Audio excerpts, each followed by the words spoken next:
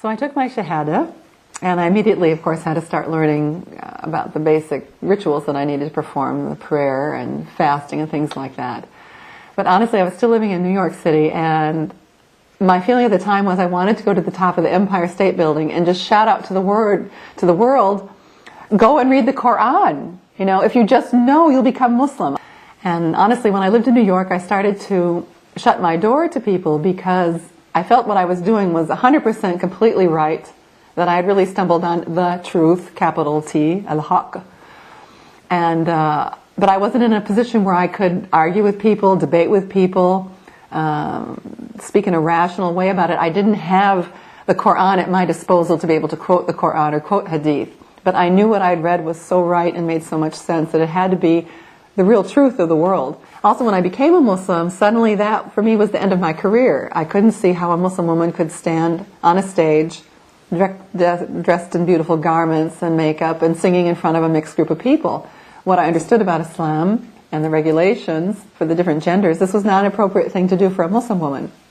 And because I had taken, I think, all of Islam so completely, and taken that Allah is indeed the creator, sustainer, that the Quran is his great book of guidance, so that if he created us, whatever he tells us to do is absolutely right. I decided to move home with my mother back in Wisconsin, which I thought was what a good Muslim woman should do.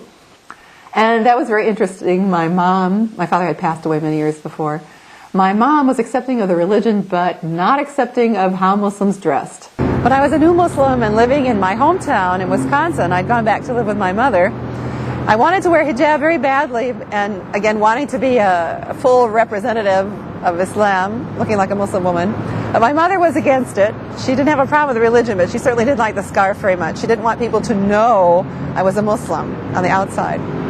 So I was like a closet Muslim. A friend of mine would come from the masjid on Sunday mornings to pick me up. We'd be going for the Islamic school.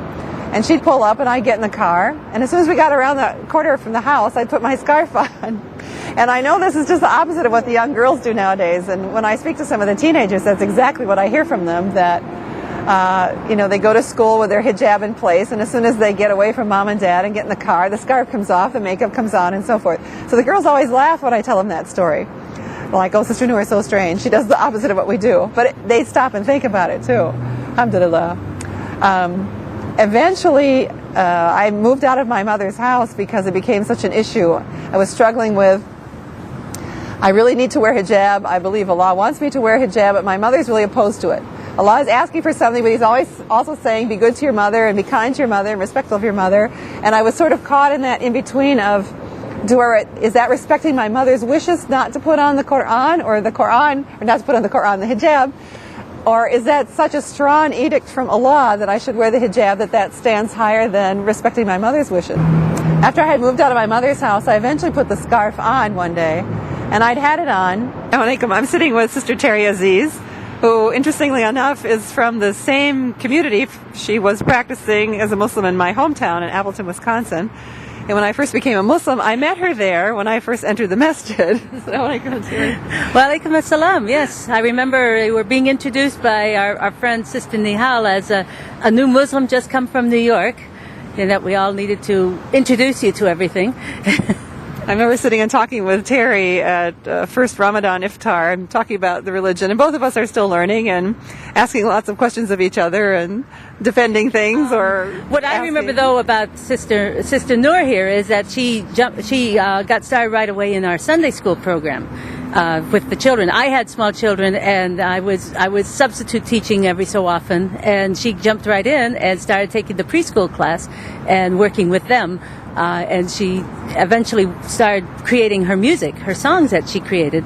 She started out with my children, got to be the guinea pigs for the first sets of songs, and everybody loved them so much when the first Eid came by, and she had all the children lined up singing her variations on Twinkle Twinkle Little Star and other things that everybody thought was wonderful work. Well, I'm really grateful always to Terry and her husband, because they took me in. I was a single woman at the time, and they were so hospitable, and I spent many, many, many hours, many evenings in their home talking, having dinner. Her husband trying to marry me off to various brothers, which didn't work through that channel. But we got to talking about that. since we were both learning at the same time, we kind of went through all the same steps at the same time. Although, if I remember right, Sister Noor was usually a half a step ahead of me on adopting something new.